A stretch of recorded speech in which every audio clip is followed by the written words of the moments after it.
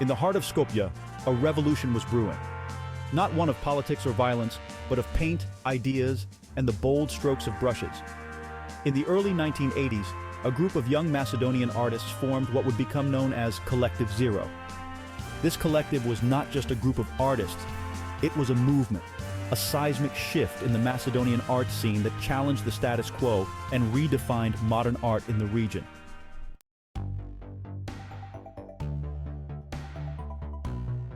In the vibrant chaos of Skopje's old Turkish bazaar, a group of young artists brewed a cultural storm. They called themselves Collective Zero. Formed in the early 1980s, these artists were united by a shared postmodern vision. They envisioned art as more than just canvas and paint. It was an immersive experience, a statement. Their early work, characterized by public murals and installations, disrupted the conventional art scene. Each member brought a unique style, yet their unified vision was unmistakable. This was the beginning of something unprecedented in Macedonian art. Collective Zero's formation was a bold declaration. It marked the emergence of a new artistic era, one that would challenge and redefine cultural narratives in Macedonia for years to come.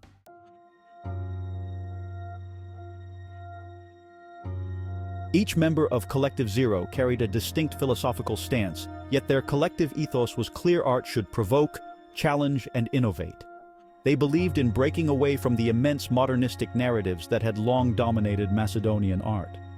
Their approach was ironic, often critical, challenging the status quo and encouraging a dialogue about the role of art in society. This collective philosophy was not just about creating art, but about creating meaning, engaging with and reflecting on the cultural and political landscapes of their time. Their work was a mirror, a critique, and a celebration of Macedonian identity, all rolled into one.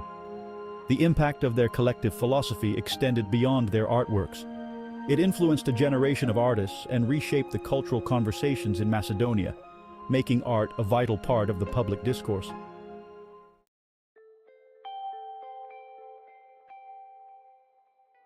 Collective Zero was synonymous with innovation. They were pioneers in integrating multimedia elements into their exhibitions, often transforming spaces into immersive art environments. This was not just art you viewed, it was art you experienced. Their exhibitions transcended traditional art norms, incorporating elements of performance, installation, and more. Their inaugural exhibition was a manifesto of sorts, a declaration of their intent to explore and expand the boundaries of what art could be. They ventured into realms of pop art, neo-expressionism, and even comic strips, infusing their works with a vibrant, often surreal energy. These innovations were not just artistic, they were revolutionary, challenging the very perceptions of art in Macedonia and setting a new standard for what art could achieve.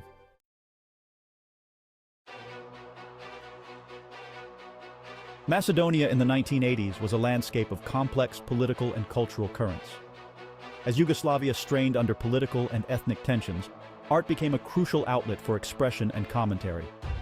Collective Zero emerged amidst this turmoil, and their art reflected the complexities of their times. Their work was inherently political, often subverting and critiquing the socio-political narratives prevalent in Macedonia and the broader Yugoslav context.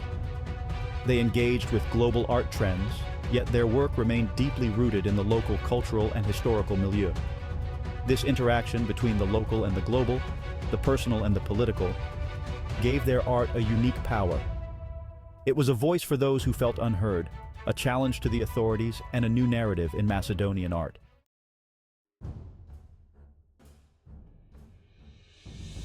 From their audacious beginnings, Collective Zero quickly captured the imagination of the public and the critical eye of the art world.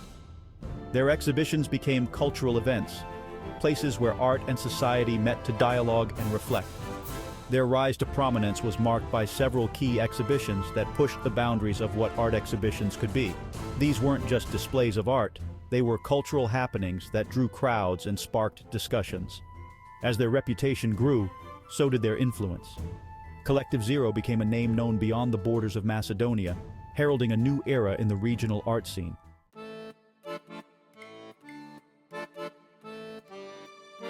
The late 80s and early 90s saw Collective Zero expanding their horizons beyond Macedonia. Their exhibitions Zero Shakti in Skopje and Standpoint Macedonia in Germany marked their international debut. These were not just exhibitions, they were cultural exchanges, introducing Macedonian art to the international stage and bringing global perspectives back home. These international ventures were pivotal. They opened doors for future Macedonian artists and anchored Macedonia on the map of global contemporary art. The experiences and recognition Collective Zero gained abroad reinforced their standing at home, transforming them from national artists to international art icons. As we continue our journey through the evolution of Macedonian art, it's clear that Collective Zero's international ventures were a turning point, bridging local talent with the global art community.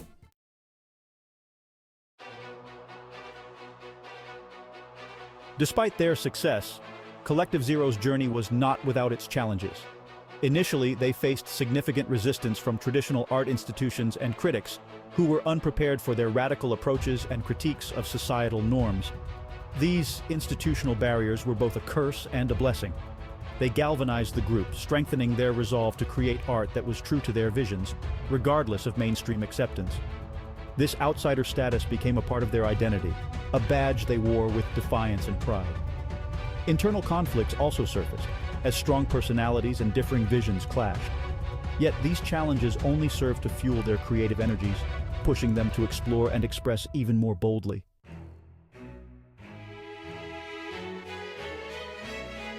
Collective Zero was a mosaic of styles, with Mishko, Alexander, Igor, and Pepsi each contributing their unique perspective and technique. From the surrealistic automatic drawings of Tanya and Zoran to the bold pop art influences of Ismet and Susanna, their collective works were a tapestry of artistic expression. Sinisha, Gorancho, Steven, and Sasho merged diverse artistic elements into cohesive works, creating revolutionary art techniques. They played with textures, forms, and colors, creating complex visual narratives that were both enchanting and thought-provoking. This stylistic diversity was their strength, allowing them to explore a vast landscape of artistic expression while maintaining a cohesive collective identity.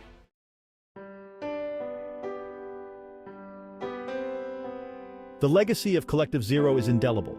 They left a mark not only on the Macedonian art scene, but also on the generations of artists who followed. Their bold approach to art and their success on the international stage paved the way for others to dream big and break boundaries. Today, their influence is still felt, their work studied, and their techniques emulated. Their contributions to art are acknowledged in retrospectives and exhibitions that continue to draw attention. Their enduring legacy is a testament to their originality, courage, and the profound impact they had on the art world.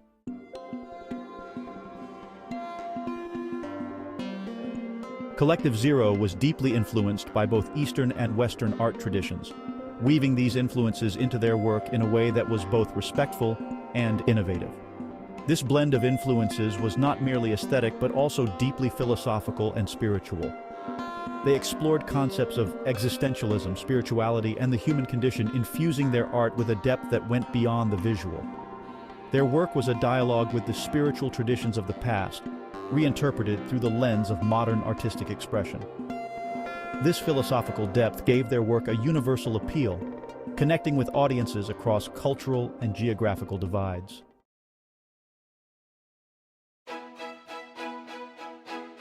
In 1991, after years of individual explorations, the members of Collective Zero reunited in Skopje.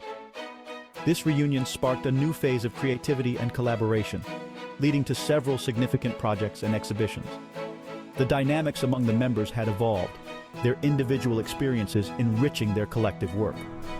This period was marked by a mature confidence in their artistic voices and a renewed commitment to their collective ethos. Their later works were a reflection of this maturity, both in technique and in thematic depth, exploring more complex and nuanced issues.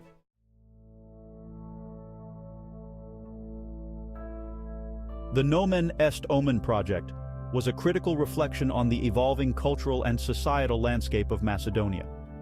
Through this project, Collective Zero engaged with contemporary issues, using art as a tool for social commentary and reflection. The project received wide acclaim for its insightful critique and innovative presentation. It was a powerful example of how art could engage with and influence societal issues, maintaining the group's relevance in contemporary discussions.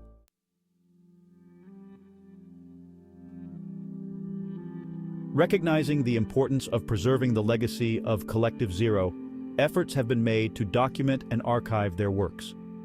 Exhibitions and digital archives have been created, ensuring that their contributions to art are remembered and accessible. These efforts are crucial, not just for art history, but for inspiring future generations of artists. The archived works of Collective Zero continue to educate, inspire, and provoke, keeping the spirit of the group alive.